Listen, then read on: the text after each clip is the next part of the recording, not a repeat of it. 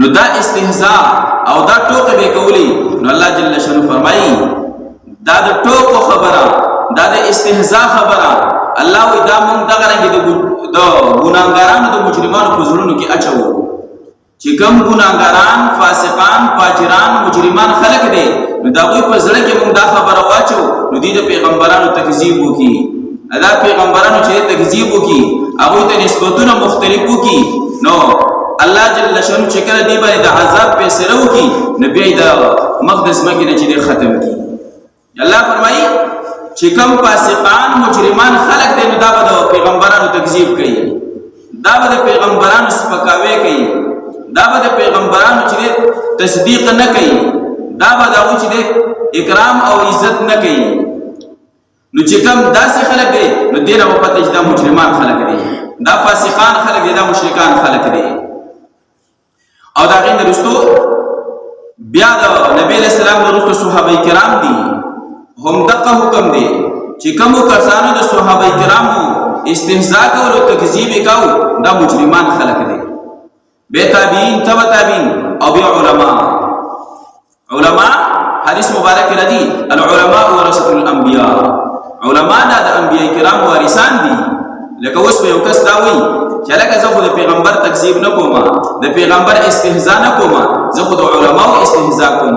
نو پیغمبر خو نه نبی علیہ السلام باندې خو د نبوت خاتمه شوې ده، د نبی علیہ السلام د انبیاء کرامو د پیغمبرانو وارثان علما دي. نو چې څوک د علماو استهزاء کوي نو دا هم په دې جرم دلاندې راځي.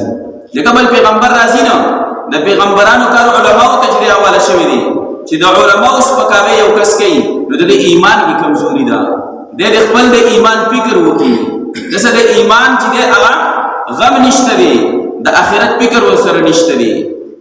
د مجرمانو په ډله کې ځان د دنیا د لګو چې دی د دنیا د حصول لپاره او د دنیا د لګو پیدو لپاره د جهنم خشاک خپل ځان جوړوي.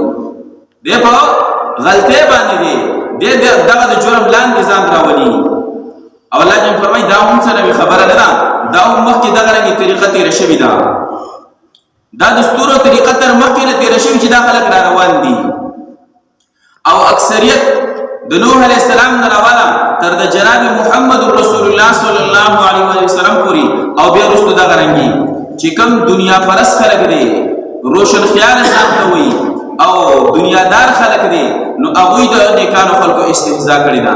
مخکې دور کې د انبیاء کرامو دور کې د پیغمبرانو استهزاء هغه خلکو کړې ده چې کوم بلک دنیادار وو، دنیا لحاظ سره بخو نو هغوی به د پیغمبرانو خبره نه منله.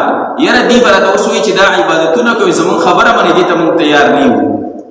لکه ابو جهل ته یو ورځ چې دی په خپل داس تصدیق وکړو، قسم یې وخوړو چې دا الله په ذات باندې قسم دی نبی علیہ السلام رښتونی دی، دی چې دا کوم کلام وایي نو دکې دروغ نشته دی، دا کلام رښتونی دی. نو ملګري ورته وایي چې دومره رښتونی کلام وایي نو بیا د خبره منو ولې نه وایي نه کنه بیا به زموږ مشري لاړه شي، بیا به موږ د خبره منو او دې ته موږ تیار نه یو.